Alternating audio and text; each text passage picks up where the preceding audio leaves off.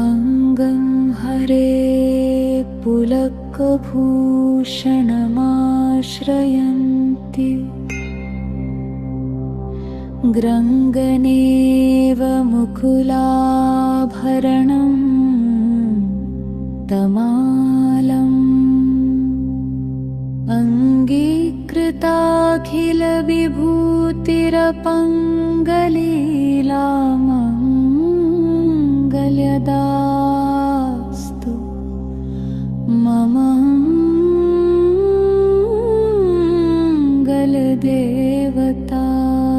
मङ्गलदेवतायाः। मुग्धा मुहुर्विदधति वदने मुरारेः प्रेमत्रपाप्रणि हितानि गतागतानि मालादृशो मधुकरोव महोत्पले या सा मे श्रियं दिशतु सागरसम्भवायाः।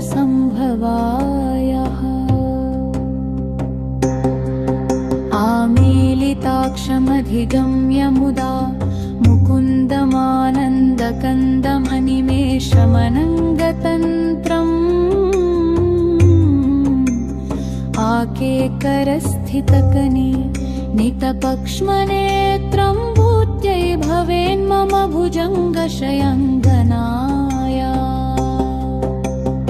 आहुन्तले मधुजित क्षितकौस्तुभे आहारावली वरिनीलमयी विभाति कामप्रदा भगवतोऽपि ककक्षमाला कल्याणमावहतु मे कमलालयाया।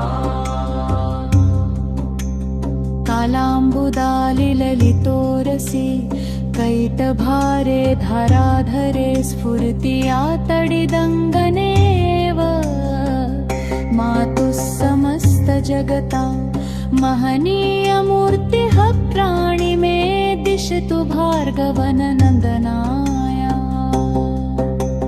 प्राप्तं पदं प्रथमतो मधुजित्ककक्षैः मङ्गल्यभाजि मधुमाकिनि मन्मथेन मय्यापतेत्तदिह मन्थरवीक्षणार्धं मन्दालसं च मकरादय कन्यकाया।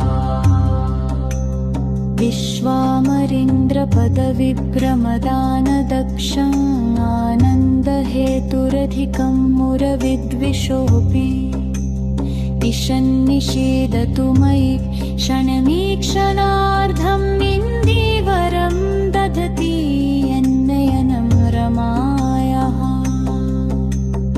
इष्टविशिष्टमतयोऽपि यया दयार्द्रदृष्ट्या त्रिविष्टपपदं सुलभं लभन्ते दृष्टिहरदृष्टकमलोदरदीप्तिरिष्टा पुष्टिं विशिष्ट मम पुष्करविष्टरेया। दद्यात्तयानुपवनो द्रविणाम्बुधारामस्मिन्न किञ्चन विहङ्गशिशो विषण्णे दुष्कर्म घर्ममपनीय चिराय दूरन्नारायण प्रणयिनी नयनाम्बुवाः। गिरिदेवतेति गरुडध्वज सुन्दरीति शाकम्भरीति शशिशेखरवल्लभेति सृष्टिस्थिति प्रलयनाट्यपरायणेति किस्लर्पुनर्निगममूर्धसुगीतयेति श्रीमहिम्नः श्रवणतोऽपि यया दयात्रया वाग्विलासपरिसूतनबुद्धिदाता तां देवदेवमहितां परितः प्रसन्नां वन्दे रमा रमणीयगुणाम्बुराशिम्। अम्बा प्रसीद करुणार्णवपूरिताक्षि पन्थेरुहासनपदे स्थितपङ्कजाक्षि शुभ्रातपत्ररमणि शरणागतं मान्द्राहि सनातनरण्यपयोधराक्षि। प्रीतिमेति मयि धावति दुर्जनेषु शारस्मिते शरणदं शरणागतं माम् आलम्ब्य करकमलादयनेन मे तत्राता भवामि भवतः शरणं प्रपन्नः मातर्नमामि कमले कमलालये त्वां श्रीविष्णुहृत्कमलवासिनि विश्वमाता तत्पादपद्ममभयं शरणं प्रपद्ये नान्यत् समं शरणमस्ति दयानिधे कान्त्या कदम्बितकदम्बुकुलं लसन्ति कल्याणदा करुणया कमलालयायः नित्यं नमामि जगदीश्वरवल्लभे त्वां भक्तानुकम्पने पुणे भगवती प्रसीद श्रीमन्ति सम्पदि निरन्तरमेव सन्ति सम्यक् फलानि भवतः शरणागतानां त्वत्पादपद्मयुगलं शरणं प्रपद्ये त्वामेव नित्यमनुचिन्तयतां प्रसन्नाम् मन्दस्मितं कवरकुण्डलचारुमण्डं मन्दारपुष्पशतशुल्ककरं प्रफुल्लं गङ्गाधरं कवरदारिक्तं तं वन्दे वागयतरमकरवन्दरस्याम् पूर्णेन्दुदत्तकमलानयया विलासैः सुन्दरपुतं मम मनो मधुसूदनस्य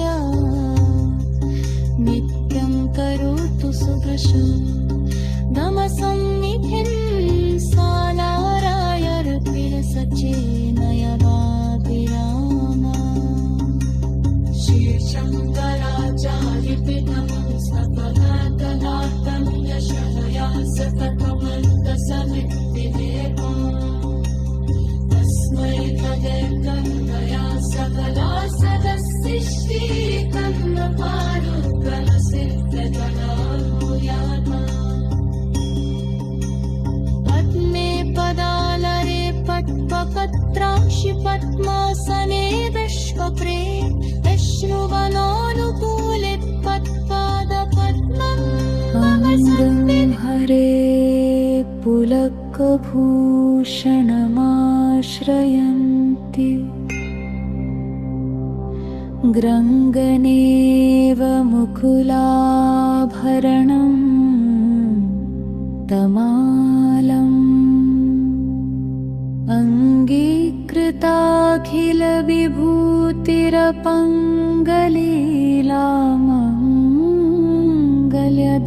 अङ्गीकृताखिलविभूतिरपङ्गलीलामङ्गल्यदास्तु मम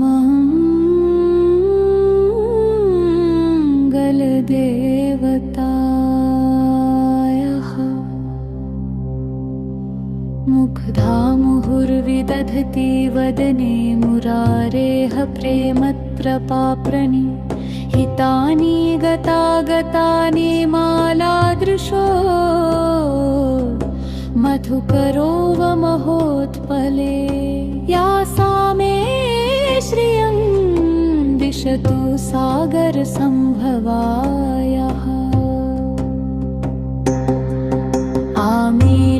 आमीलिताक्षमधिगम्य मुदा मुकुन्दमानन्दकन्दमनिमेषमनङ्गतन्त्रम्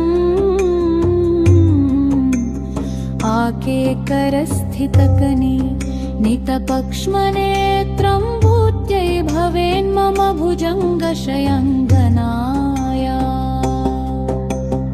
आहुन्तले मधुजित शितकौस्तुभेयाहारावली वरिनीलमयी विभाति कामप्रदा भगवतोऽपि ककक्षमाला कल्याणमावहतु मे कमलालयाया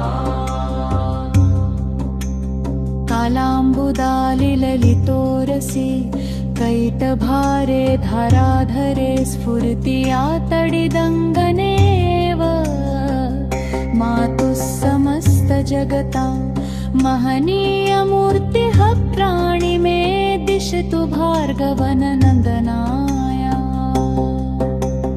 प्राप्तं पदं प्रथमतो मधुजित्तकक्षैः मङ्गल्यभाजि मधुमातिनि मन्मथेन मय्यापतेत्तदिह मन्थरमीक्षणार्धं मन्दालसं च मकरालय कन्यकाया।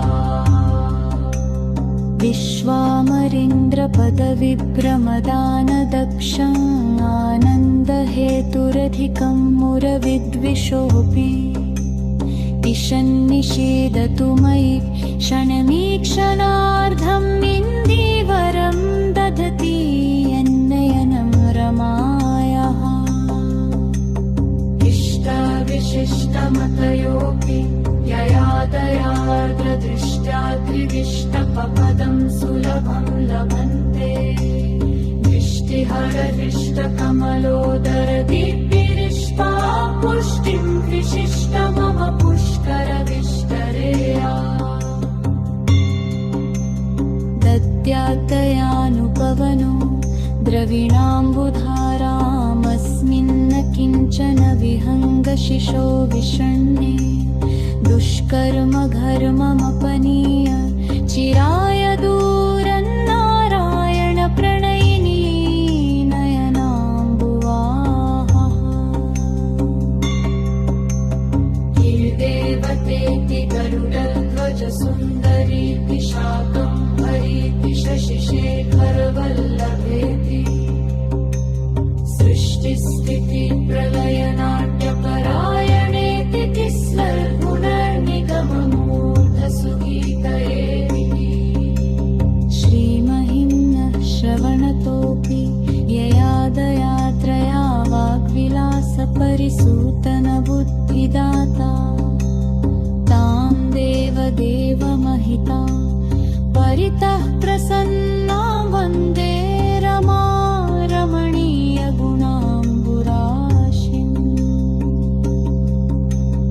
अम्बा प्रसीद करुणानवपूरिताक्षि पङ्केरुहासनपदे स्थितपङ्कजाक्षि शुभ्रातपत्ररमणि शरणागतं मान्त्राहि सनागररण्यपयोधराक्षि।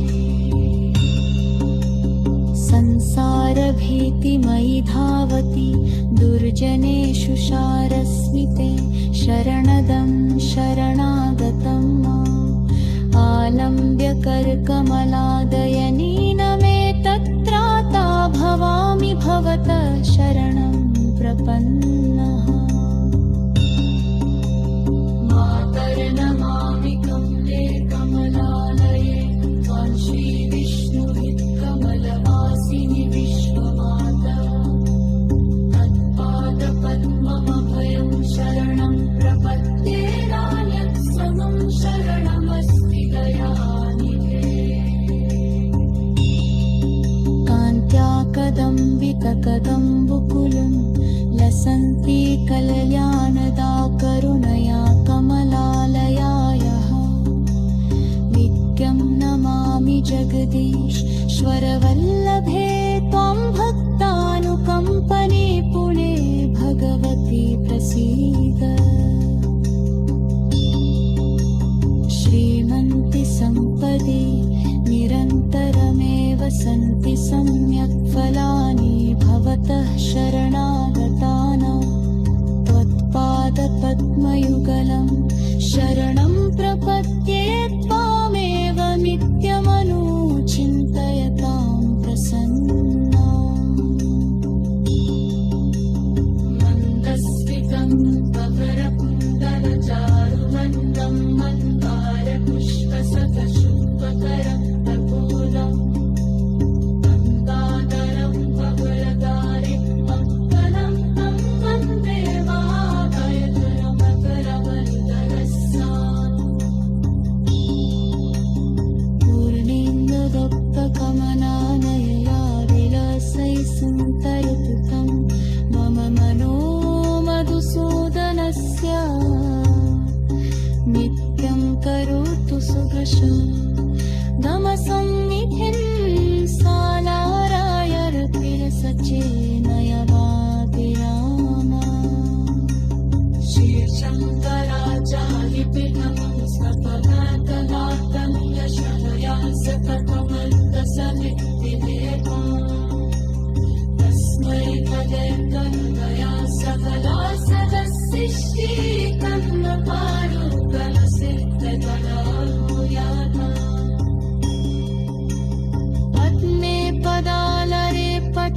पत्राक्षि पद्मासने विश्वप्रेम